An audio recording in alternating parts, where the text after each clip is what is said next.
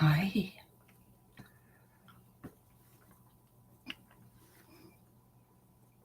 Hi, spooky fellas. Spooky wannabes, wannabe spookies. Tonight we're going to read from spooky South Carolina, where we just were. Farm wife. Boo. You're lurking in the dark too. Okay. Let's do this so we can go to sleep. Are you laying back and relaxing?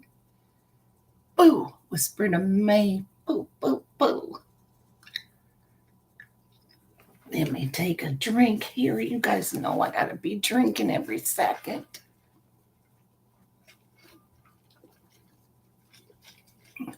No, I don't, farm wife, not at all. Might have been haunted by some humans, some of us there, but not at all. Might have been very interesting if it had been, right? Okay, I hope I haven't read this. I don't think I have. Okay, here we go. We are in chapter 1, The White Dog, from Sumner National Forest. And Moo cannot tag tonight, guys. Just letting you know. She has her glasses off for the night, okay? But she's here listening and saying hi to everybody in her mind, okay? She has them off and she just lurking, resting. She just wanted to come in and say, hey, show her support. Here we go. The White Dog, Sumner National Forest. The man always felt twitchy when he walked down the old Bunkin Road at night. His neck itched and his skin quivered with goosebumps. He felt as if invisible eyes were watching his back, menacing him from among the trees. Even the rustle of fallen leaves made him flinch.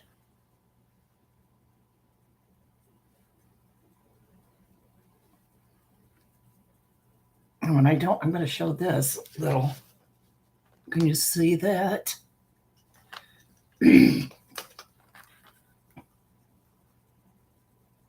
Even that looks haunted, doesn't it? Because it comes up twice. Ooh. Okay. Let me plug my phone back in.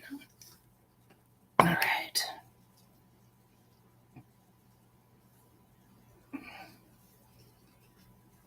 Of course, the stories about this road were complete hokum, he told himself, comfortingly, as the wind rattled the top of the trees and a stick snapped sharply off to his left. Folks claim there was a ghost dog that roamed the roadway at night. Ooh, that's right. Searching for the men who had killed its master. If you think I've read this, let me know. I've read so many of these now. I get confused.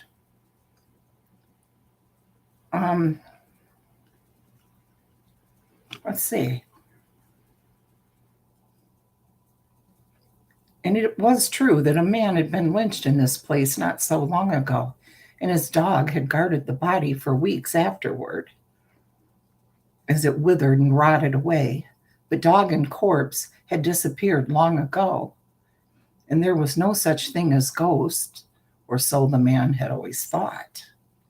Above the trees, the moon sailed behind a cloud, and the world around him went dark. The man started whistling to himself as the wind swirled around his long coat and set the bushes shaking in the woods surrounding the dark, rutted wood. As the man walked, memories of that day, was it only a year ago, rushed through his mind. A traveling salesman A friendly man with a warm grin and a joke for everyone came to Goshen Hill for a few days, selling his wares from door to door. Okay, Whisper. I don't think I got it. Was sounding familiar for a minute, but a large white dog rode on the wagon beside him, companion, friend, and guardian of his wares. Salesman and dog were making their way out of town when a murder was discovered in a place they had sported their wares. Suspicion blossomed at once against the stranger. Certainly no one they knew was capable of committing such a crime, and a lynch mob chased the salesman down and strung him up. The white dog howled and barked and roared, and more than one man was bitten as the salesman, still screaming out his innocence, was silenced forever. Hi, Lark. Ooh, that's creepy. Ugh. One fella shot his gun at the white dog, wounding it enough to send it whimpering away. It soon became obvious to everyone in town that they'd hanged the wrong man. The corpse, dangling obscenely from the tree on the old Buncombe Road, was a grisly reminder of the community crime. They'd have cut down the salesman and given him a decent burial, but the white dog stood guard over his master's corpse day after day, savagely threatening anyone who came near the hanging tree. So the salesman's body withered and rotted underneath the tree beside the road, filling the air with a terrible stench as it desiccated in the summer heat. It was many weeks before body and dog disappeared from the old Bunkin Road. The man hugged his jacket tightly around him, shivering at the horror he'd felt when he realized they had lynched the wrong man. He had been a part of that mindless mob and had himself kicked the shrieking dog away from its master when it tried to bite the hand of the man tying the rope around the salesman's neck. The man shivered at the memory, and then his nose wrinkled in disgust as a whiff of rotten flesh swept past his face. His stomach roiled at the smell, and he staggered backward, his arm over his nose, trying desperately to keep down his supper. What was causing that terrible stench? Had someone slaughtered a deer? He hadn't smelled anything that bad since... ... His mind reeled suddenly at the memory of the last time he'd smelled this stench, and he whirled, hand still clamped over his mouth, his wide eyes searching the dark woods for one particular tree. He saw it at once, a tall tree with a glowing, desiccated corpse dangling obscenely by the neck from one of its branches. And beneath the ghostly figure stood a huge white dog with glowing red eyes.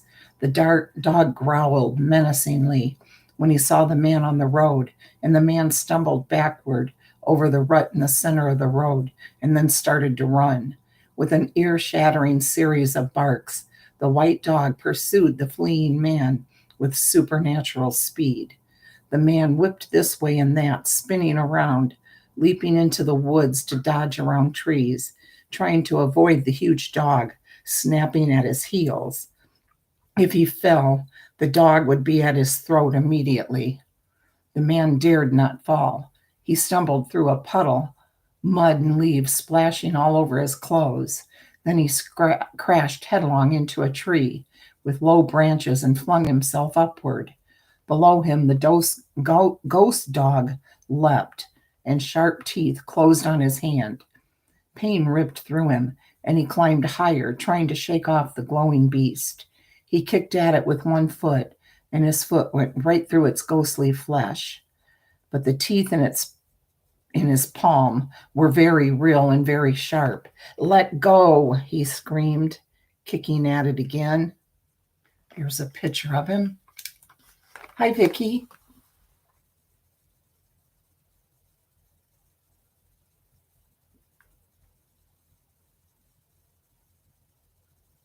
Do do do do do do do do do do do do. Suddenly, the white dog turned to mist before his eyes and swirled away. The man slumped against the trunk of the tree and then slithered slowly down to the ground, his bloody hand cradled against his chest. His leg shook so bad he almost fell, but then he remembered that the white dog might reappear at any moment, and he slithered through the towering trees until he found the road. He ran all the way home. Now remember, these are supposed to be based on true stories, local legends. His wife sent a neighbor to fetch Dr. Douglas, who stitched up his hand as best as he could. The white dog had nearly severed the palm, and the nerves were so badly damaged that he was crippled in that hand for the rest of his life. The man later learned that every person who had participated in the lynching of the salesman was attacked by the ghost of the white dog. Many, like himself, were crippled in some way. As for the fellow who'd shot and injured the white dog, well, his 4-year-old son disappeared and was never seen again. A poor little 4-year-old?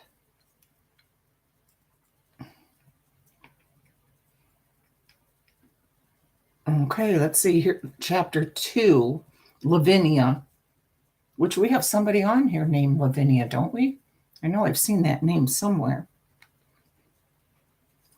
The storm clouds, I know, Whisper, right? The storm clouds were rolling in from the sea as I drove my mule train, packs filled with expensive deerskins, down the road toward Charleston in the late afternoon of February 12th, 1819. Over 200 years ago. The weather was mighty cold, and the mules were none too happy at the pace I'd set coming through the mountains of Georgia with our load. With the end in sight, the mules were acting as cantankerous and stubborn as only mules can.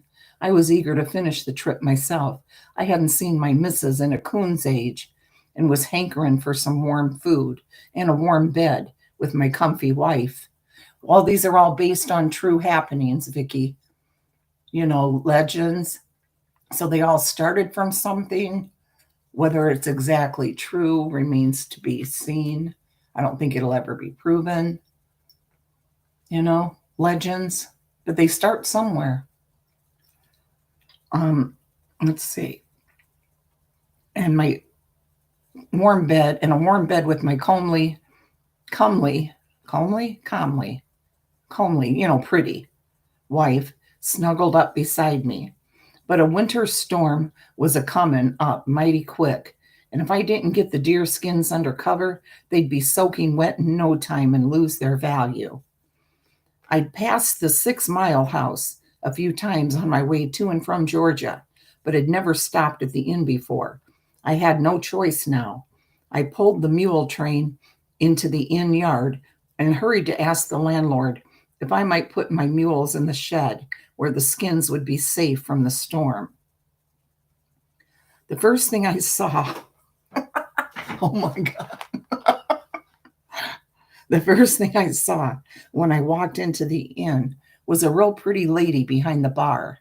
Hey, mister, you're married. You better remember that. That's me putting that in. The lady gave me the glad eye as soon as she saw me, and I blinked a bit. I don't think too highly of my looks, although my missus claims I'm handsome enough to suit her. And barmaids tend to favor other chaps over me. This lady's enthusiastic greeting struck me as suspicious. I've been around these parts long enough. I can tell when someone's setting me up for a fall, and that lady was setting me up good, or my name isn't John Peoples. That's right, Whisper. Ordinarily, I'd have made an excuse and sidled off after a single drink, but I had to get my skins into shelter right quick or risk losing all my profits. So I decided to stay the night at the inn, though I was determined to keep my hand on my wallet at all times and watch my back around that too luscious lady and her shifty-eyed husband. Ugh, husband's there too. I slid my hand into my pocket to make sure my wallet was safe before asking the lady if I could put my mules into the shed. The lady, whose name was Lavinia, gave me permission to unload my pack mules, and her husband, who was the innkeeper of the 6 Mile house, arranged for me to have a private room for the night, which was mighty generous of him and made me even more suspicious. As soon as our transaction was settled, I raced out lickety-split and got the mules into the shed and unloaded as fast as I could. I was unsaddling my horse when the heavens opened up outside and rain came thundering down on the roof of the shed. I sighed with relief. I'd made it. Then I realized, with a sinking heart, that I'd have to endure an evening of Lavinia's flirtations while keeping an eye on her slinky husband to make sure he didn't steal my wallet. Not a pleasant thought. I made my way through the downpour, and Lavinia met me at the door with a blinding smile and an offer of hot food. I'd brought provisions with me and declined dinner, but the lovely Lavinia insisted that I eat dinner on the house and pouted prettily until I reluctantly agreed. By this time, every warning bell in my head was ringing out that something was wrong. I didn't trust Lavinia or her man an inch, and her insistence upon my eating the meal they prepared made me sure that it was drugged or maybe even poisoned. After all, there was a handsome load of deer skins in their shed that would bring a pretty penny when they got to market. I stirred the food around on the plate and pretended to eat, but most of the food went into my napkin. When I'd finished my dinner, quote unquote finished, Lavinia took me up to my room, and I carefully closed and locked the door behind her. Then I piled up extra blankets and pillows under the cover to make it look like I was asleep on the bed, and lay down on the floor to sleep in my clothes, but not before I checked to make sure the window was unlatched, just in case I needed to make a quick getaway. I didn't trust the shifty-eyed innkeeper further than I could throw him. Turned out, my instincts were right. I woke in the middle of the night to the sound of a key turning in the lock. I tucked myself deeper into the shadows and watched with a pounding heart as the innkeeper crept into the room, followed by the luscious Lavinia. "Do it now," Lavinia whispered, and her husband rushed forward with a pillow in his hand and clamped it over the place where my face should have been, meaning to smother me as I slept. My heart thundered in my chest as I realized they were trying to murder me. The innkeeper gave a shout as he realized he was holding the pillow over some old blankets instead of a man's face. As he groped along the bed, I leapt out of my hiding place and sprang through the unlatched window. Lavinia and her husband gave a cry of outrage, and I heard feet pounding through the inn as they gave pursuit. Abandoning my mules and my skins, I leapt up onto my horse and rode as fast as I could toward the city through the gray light of dawn, gasping in fear and relief at my narrow escape. Ooh, here we go. Here's the illustration.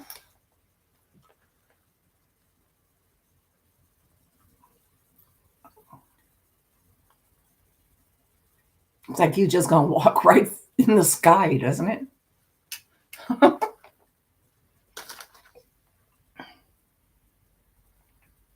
Like a cartoon, how they're walking.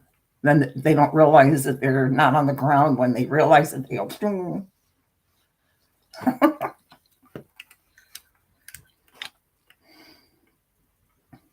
I went at once to the sheriff to report the incident and ask for help in retrieving my property. The sheriff responded to my tale with alacrity. I don't know how to say that word. I've never even seen it. Alacrity.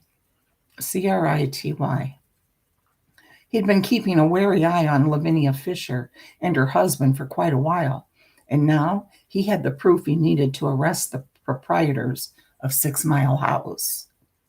It was not long before the sheriff and his men found the place where the Fishers had fled after their unsuccessful murder attempt.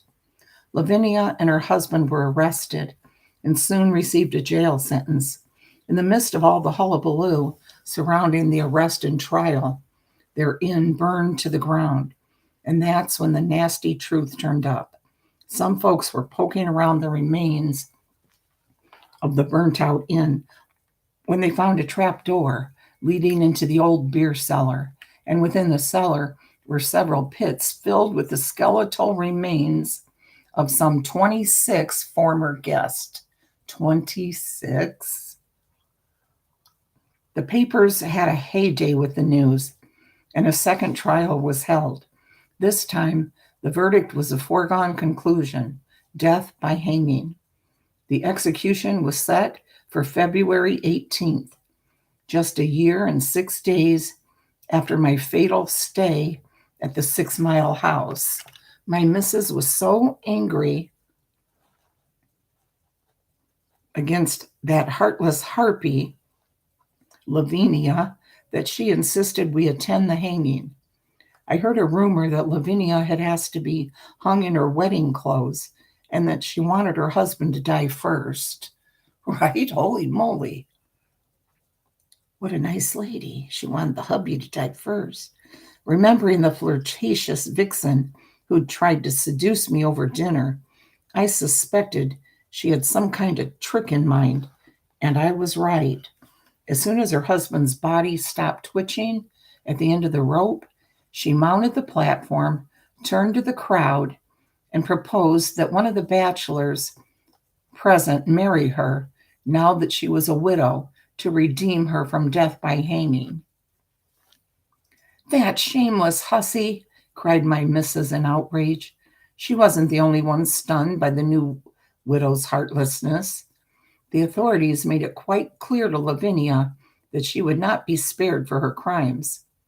At that, Lavinia cried, "If any of you's got a message for the devil, better give it to me quick, 'cause I'm about to meet him."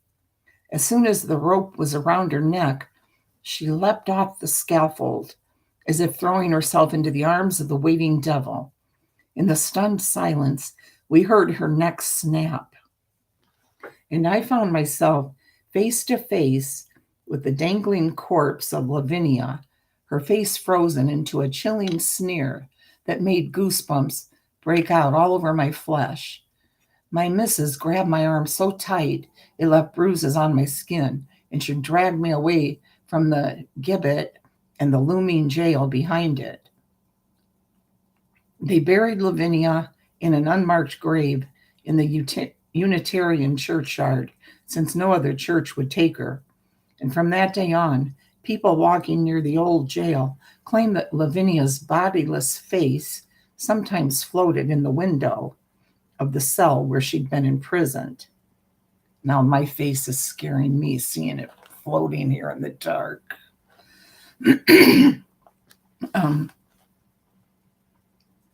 Others saw her standing on the roof of the jail, wearing her wedding dress, her face frozen in the chilling sneer she wore in death. And a few foolish souls who visited the Unitarian churchyard at night came face to face with her evil spirit and lost their wits as a result of the encounter. As for me, my missus saw to it that I stayed busy with my work and my family and had no time to run around chasing after ghosts, which suited me just fine.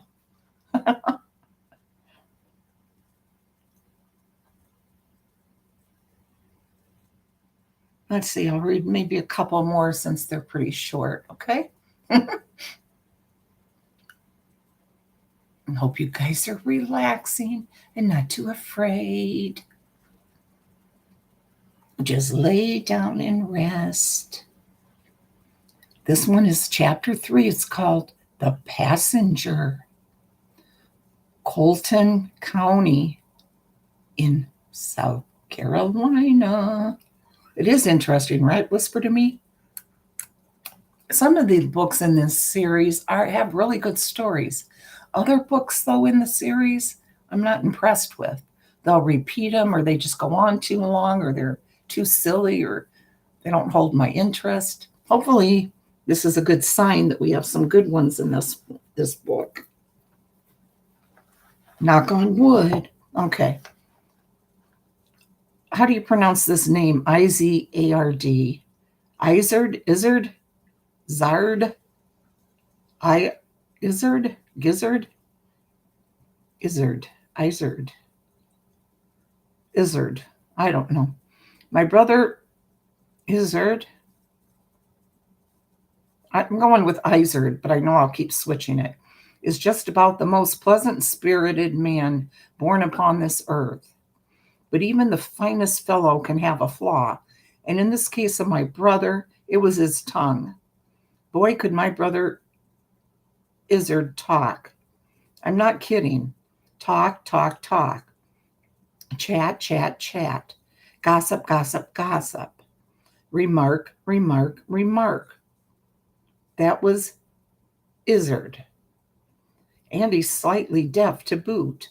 So when he talks, the volume starts at loud and gets louder as he warms to his subject. Nobody can get a word in edgewise around Izard. He'd go on for hours at a time if we let him. We have to beg for mercy to get him to take a breath.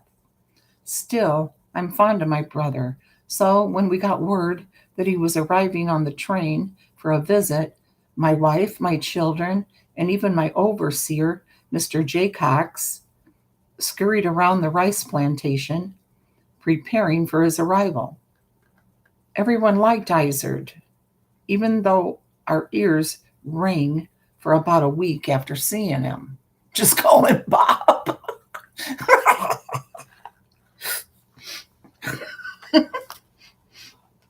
On the day Izard was due to arrive, Mr. Jaycox and I went to meet the train at Whitehall Station. Our path took us right across Cuckold's Creek, which has the reputation for being haunted among the slaves on all the bordering plantations, including my own. Mr. Jaycox had trouble with the horses as we approached the bridge. One of them braced all 4 feet and pushed it backward against the harness, while the other one reared. Must be the ghost everyone talks about, Jaycox said, fighting to control the rearing horse with the reins. No one will come near this spot after dark because of the haint of this bridge. Is that so? I asked curiously. The carriage bounced a bit as the horse came back to earth. What do they say happens? No one will tell me, Jacob said, taking a short whip to the jittery horses to get them moving again. They just mumble and shake their heads. Well, I don't see any spook here, I said, glancing around at the sunshine dancing down through the treetops, at the lacy Spanish moss creating shadow patterns on the lane, and at the sparkles on the flowing water of the creek. We saw a lot of those Spanish moss trees down there in South Carolina. They're so pretty. No, sir, and I hope I don't neither, said Jaycox fervently. Move on, he called to the horses, and they reluctantly pulled the carriage over the bridge. The horses calmed as soon as we reached the far side, and it wasn't long before we stopped at Whitehall Station, with time to spare before the train arrived. I surreptitiously rubbed at my ears, hoping they could withstand the straining eyes Izzard would give them. Now he's back to Izzard and Izard. I don't know which. About 10 minutes later, we heard the train whistle, and then the mighty engine pulled into the station magnificently, billowing steam and thick rolls of black smoke with sudden gusts of hot air. A few moments later, I was hailed with a happy shout and went to embrace my brother Izzard. It was twilight when we loaded Izzard's baggage into the back of the carriage. He insisted upon sitting in the back while I took my accustomed place up front beside Jaycox, who was driving. A half moon was rising above the trees as we made our way through the shimmering darkness. It was one of those lovely, clear, cool nights that are all moonlight and shining depths. The trees and ferns and moss seemed to glow, and the palmettos and bracken in the forest beckoned to me as if they hid an enchanted world just behind the veil of their leaves. In the rear seat, Izzard was already in full cry. Beside me, Jaycox was grinning broadly as he listened to my brother's soliloquy. "You remember old Nathaniel?" Izzard bellowed from the back. I winced and rubbed my ears. Sure do," Jaycox began, but Izzard talked right over him. "Grand old fella, ran the plantation next door," Izzard boomed happily. "Had 86 years in this old world and spent 60 of them right here as a planter. Hope we have such luck, eh, brother?" I began, but Izzard rumbled right over my words. And he was the dickens of a successful planter. "Oh, yes," Izzard roared from the rear. "Drove round the whole plantation every day, from the creek to the river, old Nathaniel did, and made a success of every crop he planted, from indigo to rice, in spite of all the hurricanes. You remember how bad some of the hurricanes got, don't you, Jaycox?" "Oh, we had some nasty," began Jaycox. Izzard continued on full throttle, drowning him out. Wow, this guy would do good on here, wouldn't he? He could just start talking on a channel and never stop. That darned creek was his biggest worry, don't you know?" Izzard shouted merrily. "Old Nathaniel was always trying to keep fresh water in the stream bed. He didn't want it mixing in the estuary until it flowed off his property. He worked hard at it.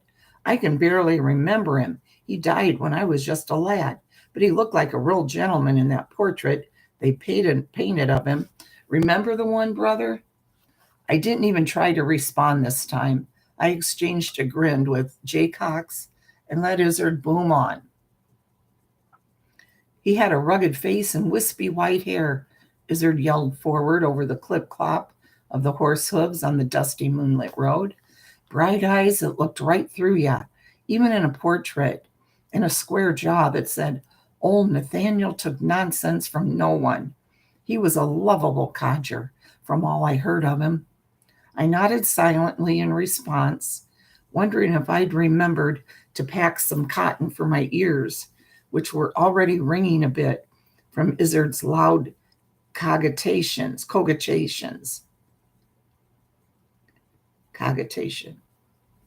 Jaycox saw me rubbing my ears and silently reached in the pocket of his jacket and pulled out a bit of cotton. I accepted it gracefully, tore it into 2 pieces, and stuffed one in each ear. It helped muffle the din of the back seat as Izzard carried on with his loud reminiscing. "The funniest story I ever heard about old Nathaniel was the time he took ill, and they sent a steamer up from Charleston to fetch him down to the doctor. The steamer came up the river during the night while everyone was abed, and the plantation folk awoke to find a monstrous ship waiting to swallow their master whole. The little children had never seen anything like that ship before. They were convinced it was a plot of the devil to steal old Nathaniel away. As the ship carried old Nathaniel downriver, they followed along the bank shouting, 'The devil sent his ship for the master.' No one, not their parents, not the overseer, not even the mistress, could convince the tiny fellows that it was a real ship come up from Charleston. We get another sip. Beep, beep, beep. You hear that, huh? I have the window open. The little chaps, okay, they prayed for old Nathaniel all that week and all the next, moaning and groaning because the devil had taken him away. The little chaps were certain it was their praying that brought the master back on the ship a fortnight later, and they took credit ever after for saving old Nathaniel from the clutches of the devil. We laughed, Jaycox and I, and Izzard kept on talking, switching now to memories of our parents, our friends, other neighbors, and so forth and so on.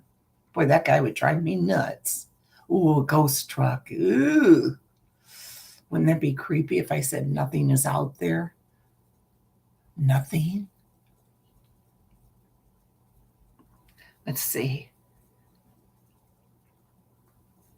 His happy bellows probably scared every last critter out of the woods that evening, but that didn't matter. What mattered was that my brother had come home at last for a long and very loud visit. Oh, you can rewind, Liza. Glad you came in. This is going to be the last one anyway. I am getting tired now. Only read this is only the third one. Okay, it's not super long.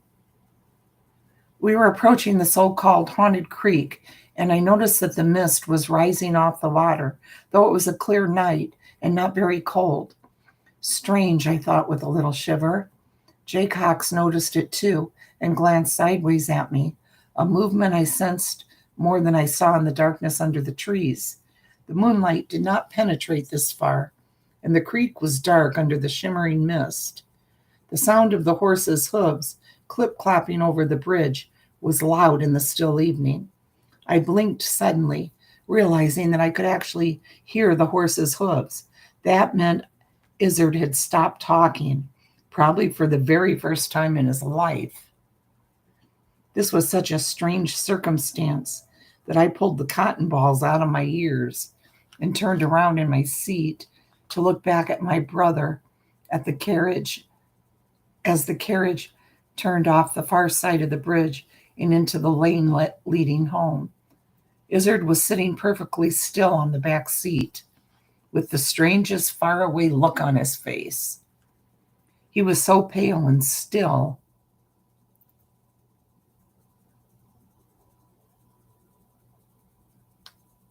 Just thought I heard something. That freaked me out.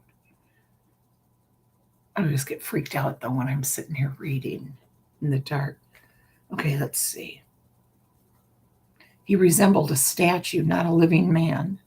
My skin grew cold and clammy at the sight. Izzard, are you all right? I demanded. There was no answer. I waved my hand in front of his face. Still no response.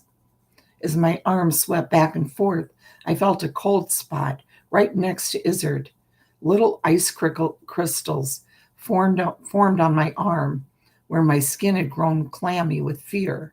In that moment, I was convinced that someone, to be honest, the ghost, had stepped into the carriage and was sitting beside Izzard. What's wrong? Jaycox murmured beside me. I don't know. Keep going as quickly as you safely can. I think we may not be alone here, I whispered back. Shivers ran up the sides of my body as I spoke. Jaycox gave a low whistle and urged the horses into a trot. Did your haint informants tell you what to do in these circumstances? I murmured to Jaycox as the cold air spread into the front of the carriage. I shuddered and rubbed my eyes to warm them. I think you're supposed to act natural and hightail it out of there as fast as you can, Jaycox whispered back. Act natural. Under the circumstances, that didn't seem doable, but I had to save Izzard from whatever it was if I could. Nice weather we're having for this time of year, eh, Izzard? I called casually over my shoulder, hoping to jar my brother out of his trance. There was no response. Beside me, Jaycox urged the horses to a fast trot as I tried again. We've had a great rice crop, I ventured. Silence. I glanced behind me. Izzard still looked like a statue, and now I could see some of the mist clinging to the back of the carriage. Here's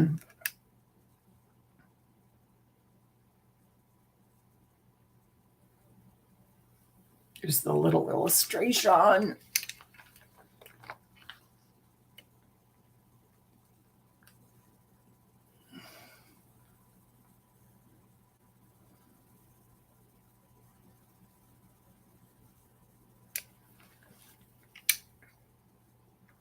Hurry, I whispered to Jaycox, who nodded and flicked his whip at the horses to urge them on. And then we entered into the strangest part of the journey. The moon drifted out from behind a cloud and lit up the landscape around us. The silver light gleamed on trees and fields and the creek beside us, and with it came an eerie silence.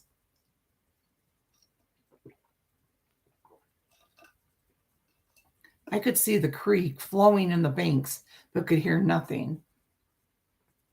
The horses were trotting at a good pace, and I could see them moving and feel the carriage jiggling beneath me, but the sounds were missing.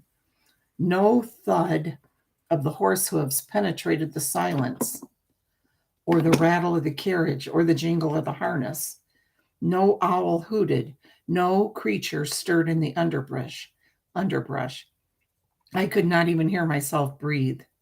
The silence and the cold originated in our carriage and radiated out from us as we passed, freezing everything into a strange, silent silhouette in the silvery moonlight. I saw a fox standing so still in the adjacent field that he might have been a carving. The sense of a fourth presence in the carriage was so strong that I was surprised when I looked back at my brother to see Izzard sitting alone on the back seat. No one, at least no one visible, was beside him. I was mightily relieved when the manor house appeared in front of us. Jaycox whipped up the horses again, as eager as I to see this journey to its end. We thundered silently up the drive and came to a jolting but muted halt outside the front door. I leapt over the seat and flung myself down beside my brother, forgetting in my haste that I was sitting in the place where I'd first felt the cold spot. It was only after I shook my brother's shoulders in panic and Izzard gave a great sigh, as if waking from a dream, that I realized that the cold spot was gone and I could hear again. Izzard looked hazily into my concerned face and gave me a sheepish grin. Izzard, are you all right? I demanded. He blinked several times, and each blink seemed to bring him more back to himself. Jaycox turned right around on the front seat, gazing at Izzard with as much concern as me. Why did you stop talking? I demanded. What was wrong? Nothing was wrong, Izzard said, wiping his face with a shaking hand. We took on a passenger back there when we crossed the bridge. He was a wonderful old chap, and he looked mighty familiar to me. Seemed as if he must be an old friend of mine, come to welcome me home. But now I come to think on it, I realize I'd never actually met the chap before. Any road, he was a quiet fellow, and I liked his company. I was afraid if I started talking, he'd leave. So I sat as still as I could and just enjoyed his company. Then the carriage stopped and the man just vanished. His body went all misty, and then he was gone. The ghost, whispered Jaycox. The creek really is haunted. Who is the man, Izzard? Can you describe him? I asked my brother. He had a rugged face and wispy white hair, Izzard said, his voice barely above a whisper. It was so unlike his normal yell that I started to worry about him all over again. He had bright eyes that could look right through you, and a square jaw that said he took no nonsense from no one. Dear God! What? What? Jacobs and I yelled together, almost in unison. It was old Nathaniel, the fellow I was telling you about who owned the plantation next door, Izzard bellowed, bouncing on the seat in his excitement.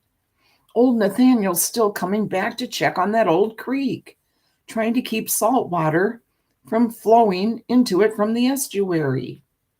At that moment, the front door opened and the whole family came tumbling outside to greet my brother. In the tumult of welcome that followed, Jacobs and I stumbled shakily out of the carriage and handed it over to one of the men to drive it to the stable and hitch the horses. We kept staring at one another, unable to believe what we'd heard and seen. Finally, I rubbed my forehead with a shaking hand and said to Jay Cox, "Better order everyone to stay away from that bridge at night, except in emergencies. No use upsetting old Nathaniel." Jaycox nodded and turned away as I followed my brother into the house. Izzard was talking away, 9 to the dozen as usual. I grinned and reached into my pocket for the cotton balls. I was going to need them. That was kind of creepy. I mean, good though, right?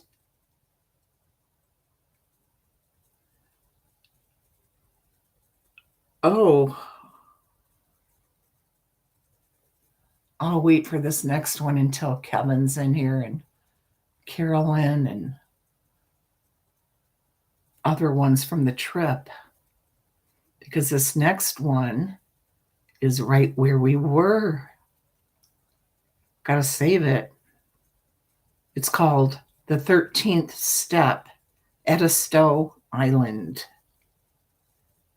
So I gotta save that one, guys, right?